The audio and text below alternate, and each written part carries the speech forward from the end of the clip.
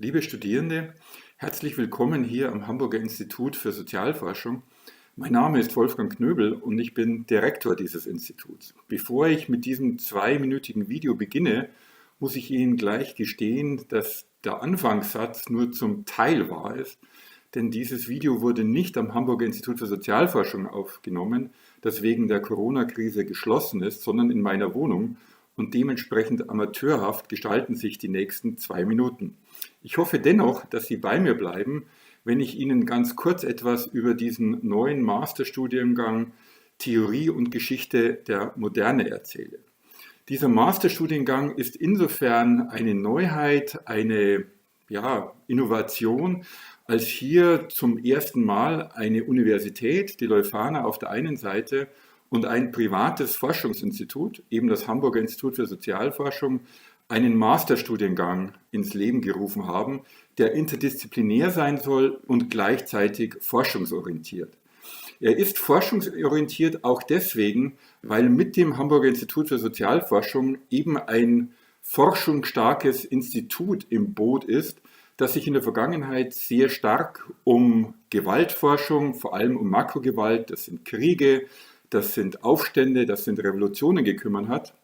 das sich aber auch um solche großen Themen wie die Zukunft des Kapitalismus, die Zukunft des Geldes kümmert oder auch um die Zukunft der Demokratie und den Zusammenhang von Recht und Demokratie beispielsweise.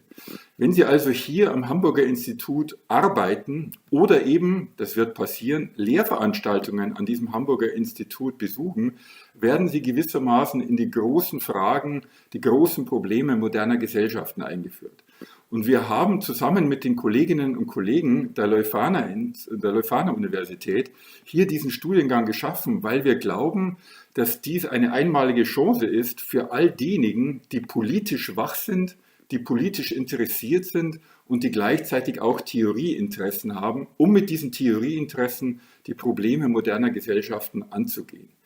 Und weil wir hier am Haus nicht nur eine Forschungseinrichtung sind, sondern gleichzeitig auch eine Serviceeinrichtung, haben wir am Haus selbst auch einen Verlag,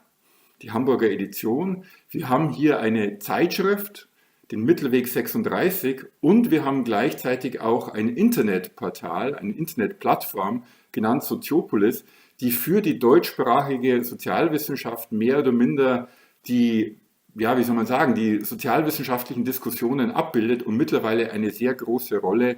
innerhalb unterschiedlicher Disziplinen in Deutschland, aber auch darüber hinausgehend spielt. Und was für Sie als zukünftige Studierende des Masterstudiengangs vielleicht auch wichtig ist, wir haben hier am Haus auch ein großes Archiv, mit dem wir im Studiengang arbeiten werden. Ein Archiv, das eines der größten in der deutschsprachigen Welt ist, mit Blick auf Protest- und Gewaltforschung. Also wann immer Sie als Historikerin, als Politologin oder als Soziologin beispielsweise zum Terrorismus nach 1945 forschen wollen oder zu den Gewerkschaften oder vielleicht auch zu rechtsradikalen Bewegungen, dann kommen Sie in der Regel an dieses Hamburger Institut und in sein Archiv. Und was wir mit Ihnen als Studierende unter anderem auch machen wollen, wir wollen Ihnen nicht nur die großen Probleme